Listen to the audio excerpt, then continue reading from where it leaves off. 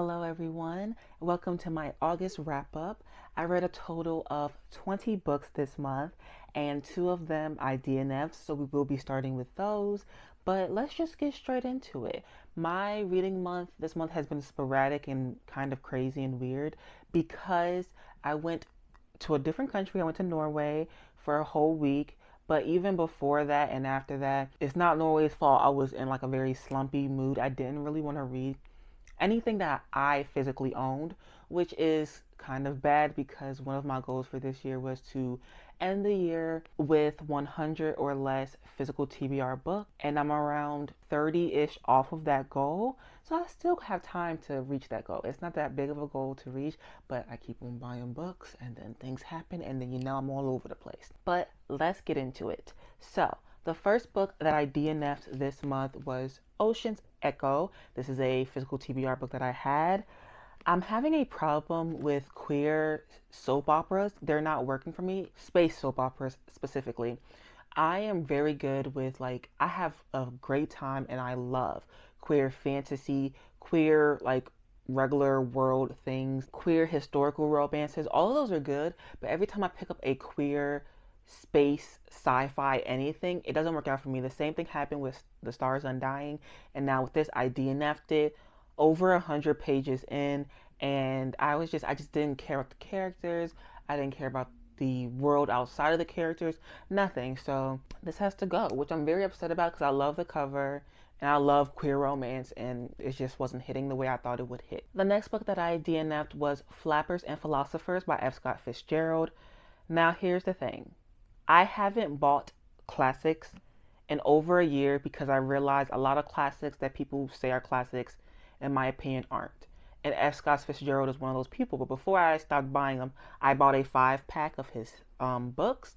One of those books was Flappers and Philosophers, Benjamin Button and Other Stories, obviously The Great Gatsby, The Beautiful and the Damned, and I'm missing one, but you know the fifth one. This is only the second one I've read, and I DNF'd it. This is short stories, so I think it's 8 short stories, and I DNF'd 2 of them, and I said, yeah, I'm just done with this.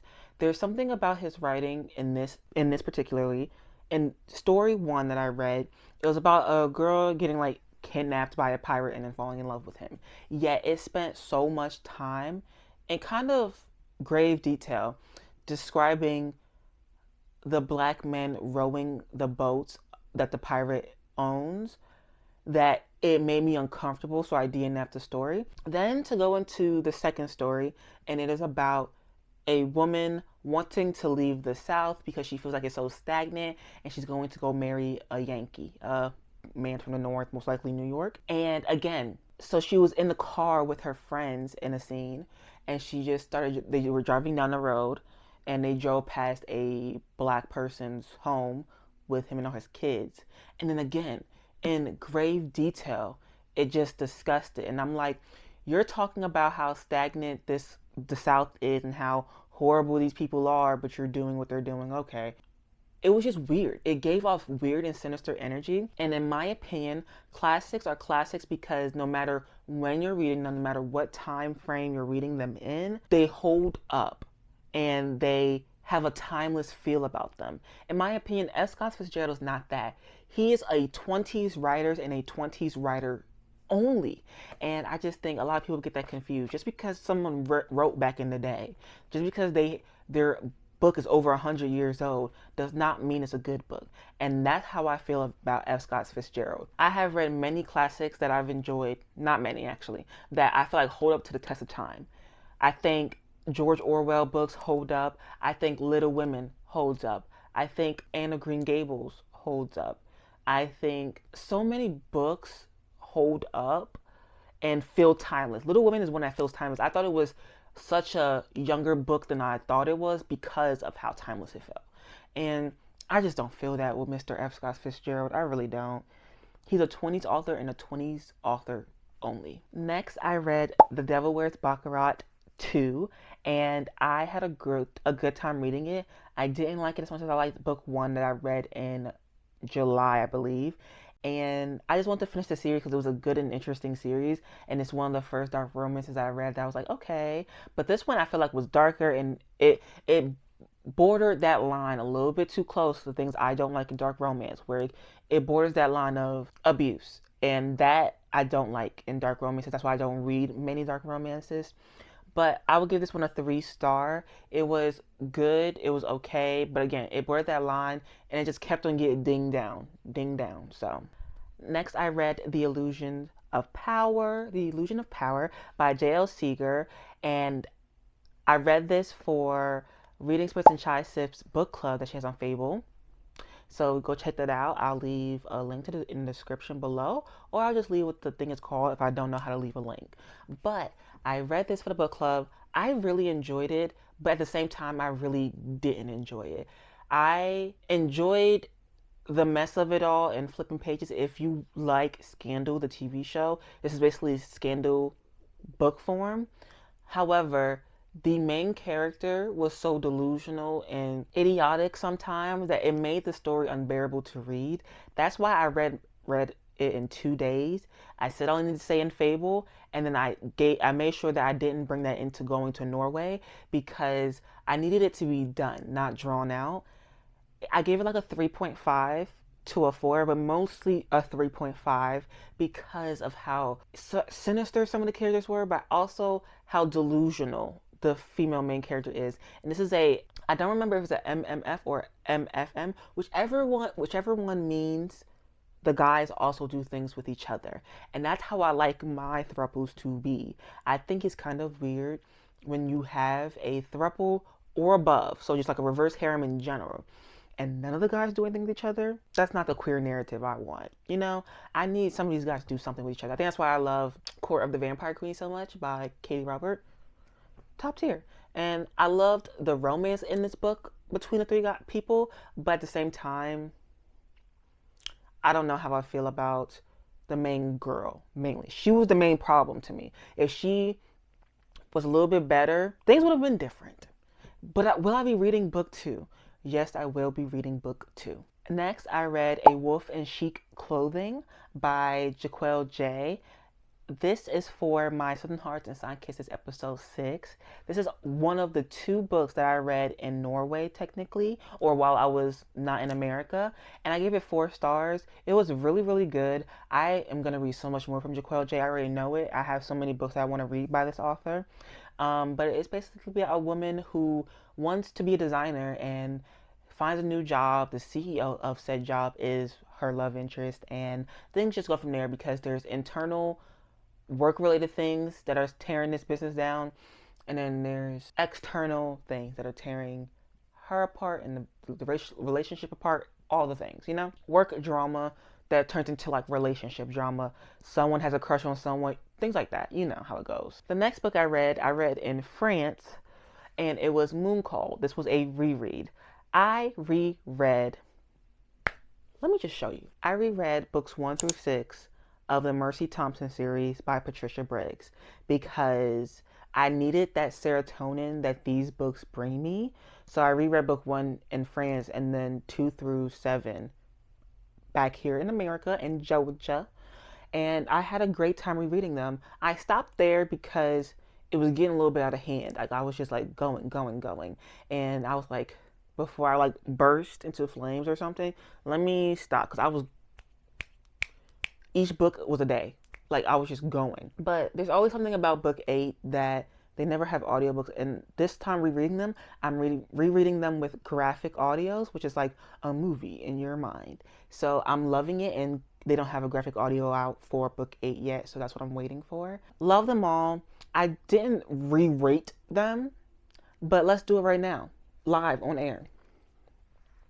Book 1 would have been a 4-star. Book 2 would have been a 3-star. Book 3 would have been a 5-star. Book 4 would have been a 4-star. Book 5 would have been a 4-star. Book 6 would have been a 3.5. And book 7 would have been a 4 to 4.5 star. And I think that's it. But I didn't re-rate them on Goodreads because I left them the same. That's how I felt in the moment when I read them the first time. That's all that matters to me, really. So next, I read Entreat Me by Grace Draven. This is my first Grace Draven book, and I gave it a 4.5. I really enjoyed this book a lot. I had a great time reading it. It's a Beauty and the Beast retelling. I feel like a lot of people have heard of this one or Radiance, one of those two. And I'm going to read Radiance next. I had a good time reading this book. I really enjoyed it. I loved all the characters. This is what I think of when I think of romantasy. It's something like that. I don't use the romantasy word often, if at all, to be honest, or fantasy romance. I just say fantasy, or I just say like fantasy with some romance in it. I don't use those words often together. However, this is what I think of when everybody's talking about romantasy and I read the book that they're talking about. I'm like, oh, it's not giving what y'all thought it gave. But this is what I think of when I think of romantasy, is Grace Draven. I feel like I think the same about the author who wrote Serpents and the Wings of Night or whatever, that series. I think I might think the same thing about her series as well, but I haven't read her series yet. But this is what I think of when I think of romantasy. And I really enjoyed this book a lot. I will be reading more by her. Of course I will be. Next, I have Taming 7. I gave this a 5-star. I am now one away from being caught up / complete. But I'm thinking after Huey's book, I think it's going to be the other friend in the friend group. And I think he's going to be paired off with a man. Ooh. If that's the case, I will be reading it. However, I love this book. Gypsy is one of my favorite characters. I really adore him. And I love this book. I had a great time reading it. But it still, it reinforces for me how I feel about the people who enjoy this series. A lot of grown women who love this series have physical attractions to the main guys of these series. So Johnny from book 1 and 2, Joey from book 3 and 4, Gypsy from book 5. I don't know about Huey yet, but Huey from book 6. Yet a main part of this book series is young teenage boys being taken advantage of by older, usually women. Whether that's due to them being athletes, so they're buffer and women just find them attractive, whether that's just them being groomers and assaulters and wanting to be with them for whatever reason, or whether it's non-consensual, but like in most cases, like it's not consensual, whether that's because they're drunk, whether it's because they're underage, whether that's because they said no and you still did it. A lot of those reasons are in each of these books. However, grown women outside of the books who are reading these books are still sexualizing underage teenage boys. And it's not clicking to me. And I think that's what gives this fandom or this book series a very bad name. I don't know anything about the author, but the topics she has in these books are very great topics to have. And a lot of people say that these books aren't considered YA. And I think a lot of the stuff that are in these books, I have heard or known people to go through the exact same thing. While I was in middle school, while I was in high school, I had pregnant kids in my middle school. So it's not unheard of for any of this stuff to be happening. How like euphoria is very close to high school experiences, more than people like to think it is, right? But that doesn't give grown women the right to sexualize boys, even if they're in books. I don't like it because that's a line for what you would do in person. I don't like it. So I love this series. I love this book. I love Gypsy. But I have never felt a physical or sexual attraction to any of these characters. They have too much trauma. They're too young to have any of that. Yes, so many people do, and I don't see the reason. This is me stepping on my soapbox. Let me move on before I start cursing grown women out. Next, I have Legion by Brandon Sanderson. The full name of this is Legion, The Many Lives of Stephen Leeds. I really liked this book. I really liked and enjoyed this book. I gave it a 4.5 star. I had a great time reading this book. It's not fantasy, so it's not what you would think Brandon Sanderson would write. And it's 3 novellas in 1 book, and it's still thin. So it's not that long of a book to read, even though it's technically 3 books. And I just had a good time. It talks about mental illnesses and how people perceive mental illnesses. It talks about how you perceive yourself as weak or strong depending on which mental illnesses you have, and how much you're in control of your own life due to your illnesses, because there are a lot of mental illnesses where you can't be in control of your finances, or you can't be in control of where you live at because you have such a debilitating mental illness, or it's at a severe level. But how do you think of yourself if you can do all those things, you still have a mental illness, people say you still have a mental illness, but people still use you for said mental illness? Ooh, I like this book a lot. Next, I read this chonker. Now, this was on my fall reads TBR list.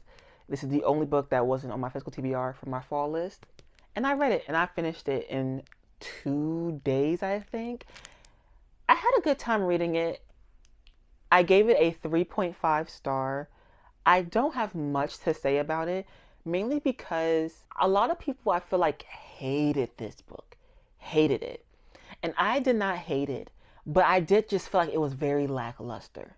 And I always was under the assumption that this book series would have 4 books because there's 4 houses. But this ended in a way where it can be over and done with. However, I understand people saying that it's boring and it's lackluster and they used such an interesting plot in such a bad way, and I agree. So I'm going to put a spoiler warning here about certain parts of the book, and then I will take it off when I am done spoiling. The fact that they intertwined Akatar and Crescent City, and then she did it as if it's not a book. You know how when people interact with like some of the most famous characters from their show later on down the road, not all of them are there because some of them are actors who are booked and busy and blessed, but so they have like some of the mains, but it's like mainly side characters that you're still like, imagine like people from Vampire Diaries being in Legacy, stuff like that, right? However, this is a book. Sarah Janet wrote this book. Why does she only have Nesta, Azriel, with a sprinkle of Rhysand and Amren in this book, as if she can't write Feyre, Cassian, all of them in it? She can write them in it. But also the fact that they did nothing. They did nothing for the plot. The only thing that they did for the plot is that your world has the things that we need. However, they did nothing for the plot. It was just to be like, hey, I have these cool series. Let's intertwine them. There was no need. No one gave a damn. Like, especially since she's the only one who really met any of them. So it's also like your worlds didn't intertwine. Bryce just came into Akatar's world. All right, let me just... Spoiler over. I just found it weird. It was very weird. It was very lackluster and just like, okay. And then the final scenes, the final fight, big fight, took like 50 pages, if that. And then this book was it was too long. It should have been 200 pages less. It should have had a lot less dilly-dallying, in my opinion. But it wasn't horrible like everybody said it was, or everybody made me believe, because I never really watched anything concrete on it because I didn't read it. But it wasn't crazy. It was just low-key boring. That's it. Next we have The Devil Wears Baccarat 3. This is the 3rd and final book in the series, and I give this one a 4-star. I think this is my favorite one out of the 3, and I really enjoyed it. I really liked it. I can't say much about it because it's the 3rd and final one, but each book takes place with a different brother who's in like this mafia nonsense. They're all crazy. They're all evil.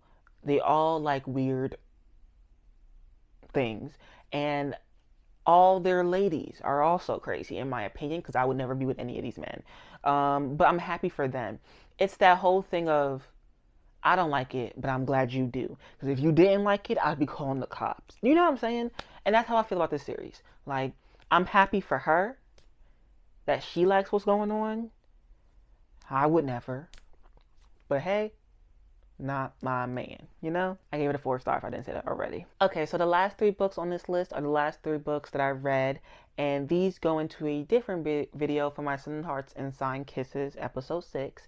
But I read first 24 Hours, a paranormal romance novella by Brianna Michelle, and I thought it was really good. I gave it a 4 star.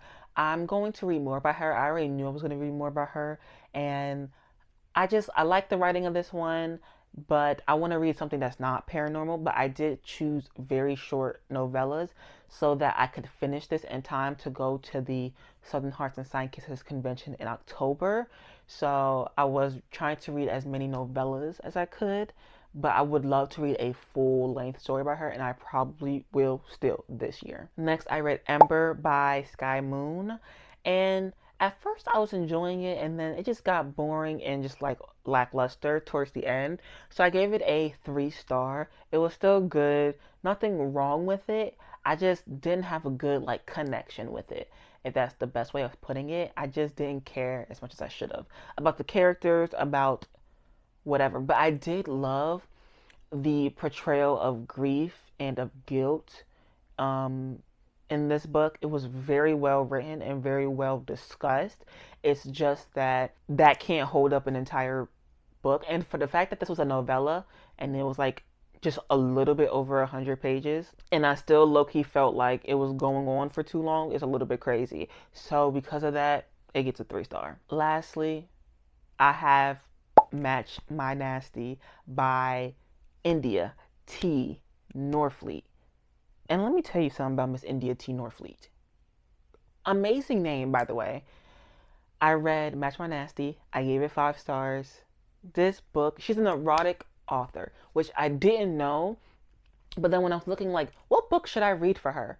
Every book had a diabolical title name. And I was like, what is going on? And then it said it. She's an erotic romance author. And hey, I'm not mad at it. It was a great time. I gave it 5 stars. I just loved it. It was a fun, great time, a sexy time. If you're in the mood for something, let's not do that thing where we read full-on ACOTAR series just because you're a little horned up. Just read an erotic novella to get your point across. Let's do that instead. But it was a good time. It was 117 pages. It left us on a cliffhanger to read book 2, and it still had, not plot, but it still had like a growing romance. It wasn't just like sex after sex after sex after sex, even though that it also had that, but it also just had like a storyline forming in the background, which I started to realize towards the end, and then it ended on a cliffhanger. And I was like, this is good. This is good. So that's all the books that I read for the month of August.